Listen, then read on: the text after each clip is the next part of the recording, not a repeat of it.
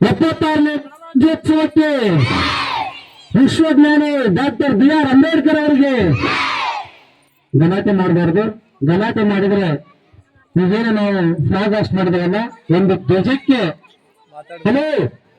ಧ್ವಜಕ್ಕೆ ಅಗೌರವವನ್ನು ತೋರಿದಾಗೆ ಇನ್ನೊಂದು ಎಲ್ಲಕ್ಕಿಂತ ಮುಖ್ಯವಾಗಿ ಒಬ್ಬ ಮಹಾನ್ ವ್ಯಕ್ತಿ ಇವತ್ತೆಲ್ಲ ಒಂದ್ ಕಡೆ ಸೇರಿದೆ ಅಂತ ಅಂದ್ರೆ ಅದಕ್ಕೆ ಕಾರಣ ಡಾಕ್ಟರ್ BR ಅಂಬೇಡ್ಕರ್ ಅವರು. ಅವರಿಗೆ ನಾವು ಅಗೌರವವನ್ನು ತೋರಿಸ್ತಾ ಇದ್ದೇವೆ. ಹಾಗಾಗಿ 2 ನಿಮಿಷ ಮಾತಾಡ್ತೇನೆ ಅಷ್ಟೇ ನಾನು. ಹಲೋ ಹಲೋ,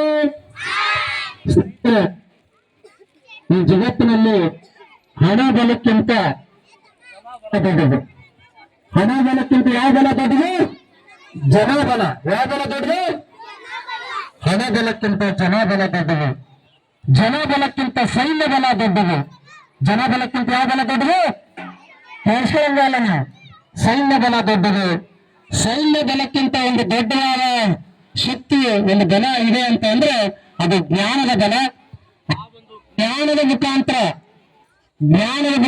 ಈ ಒಂದು ಭಾರತ ದೇಶದ ಚರಿತ್ರೆಯನ್ನ, ಭಾರತ ದೇಶದ ಇತಿಹಾಸವನ್ನ, ಭಾರತ ದೇಶದ ಒಂದು ಮಾತನ್ನ ಒಂದು ವಿಸ್ತೃತ ರೂಪದಲ್ಲಿ ಬರೆದಂತಹ ಮಹಾನ್ ಜ್ಞಾನಿ ಬೇರೆ ಯಾರೂ ಅಲ್ಲ, ಡಾಕ್ಟರ್ BR ಅಂಬೇಡ್ಕರ್ ಅವರು. ಕೇಳಿಲ್ಲ ಇವತ್ತು ಬಹಳ ನಾವು ರಾಮಾಯಣ ಮಹಾಭಾರತ ಅವು ಇವು ಮಿಲ್ಟನ್ ಪ್ಯಾರಡೈಸ್ ಏನೇನೋ ದೊಡ್ಡ ದೊಡ್ಡ ಮಹಾಕಾವ್ಯಗಳನ್ನ ಓದ್ತೀವಿ ನಾವು.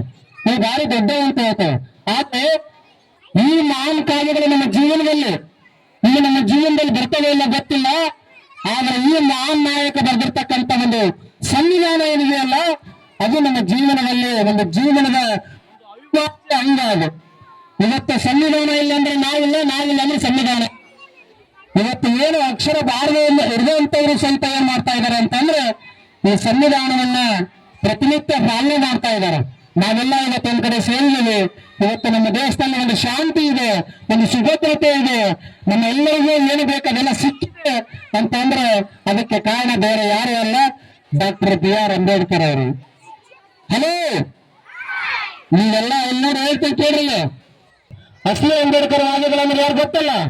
ಅಂಬೇಡ್ಕರ್ ಒಂದು ಆದರ್ಶಗಳನ್ನ, ಅಂಬೇಡ್ಕರ್ ತತ್ವಗಳನ್ನ, ಅಂಬೇಡ್ಕರ್ ಕೊಟ್ಟಂತ ಒಂದು ಮಾರ್ಗವನ್ನ ಪಾಲಿಸೋರಿದಾರಲ್ಲ, ಅವರು ಅಸಲಿ ಅಂಬೇಡ್ಕರ್ ಅವರು.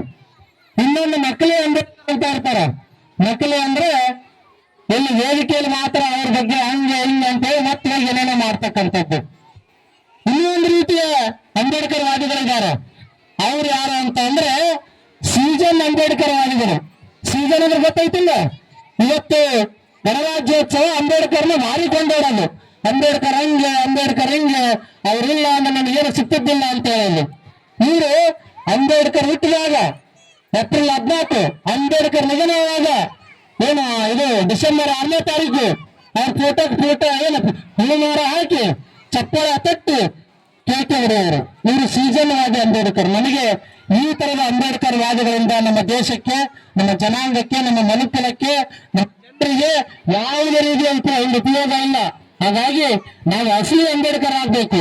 ಅಸಲಿ ಅಂಬೇಡ್ಕರ್ ಅಂತಂದ್ರೆ ನಾವು ಪುಟ್ಟಕ್ಕಿಟ್ಟು ಪೂಜೆ ಮಾಡದೇ ಇದ್ರೂ ಪರವಾಗಿಲ್ಲ, ನಾವು ಅಂಬೇಡ್ಕರ್ ಪೂಜೆ ಮಾಡದೇ ಇದ್ರೂ ಪರವಾಗಿಲ್ಲ. ಅವರ ತತ್ವಗಳನ್ನ, ಅವರ ಮಾರ್ಗದರ್ಶನಗಳನ್ನ, ಅವರ ಸಿದ್ಧಾಂತಗಳನ್ನ, ಅವ್ರು ನಡೆದಂತ ದಾರಿಯಲ್ಲಿ ಹೋಗೋದಿದೆಯಲ್ಲ, ಅದು ನಿಜವಾದ ಒಂದು ಅಂಬೇಡ್ಕರ್ ವಾದಿಗಳು. ಅಂತ ಒಂದು ತನವನ್ನ, ಅಂತ ಒಂದು ಗಟ್ಟಿತನವನ್ನ ನಾವೆಲ್ಲರೂ ಬೆಳೆಸ್ಕೊಳ್ಳೋಣ. ಅಂದಾಗ ಮಾತ್ರ ಈ ರೀತಿಯ ಒಂದು ಆಚರಣೆಗಳು ಅದು ಮಾತ್ರ ಸಾರ್ಥಕತೆ ಪಡೆಯುತ್ತೆ. ನನ್ನ ಮಾತನ್ನ ಹೇಳ್ತಾ ಇಲ್ಲೆಲ್ಲ ಗಲಾಟೆ ಮೂಡಲಿದ್ರು.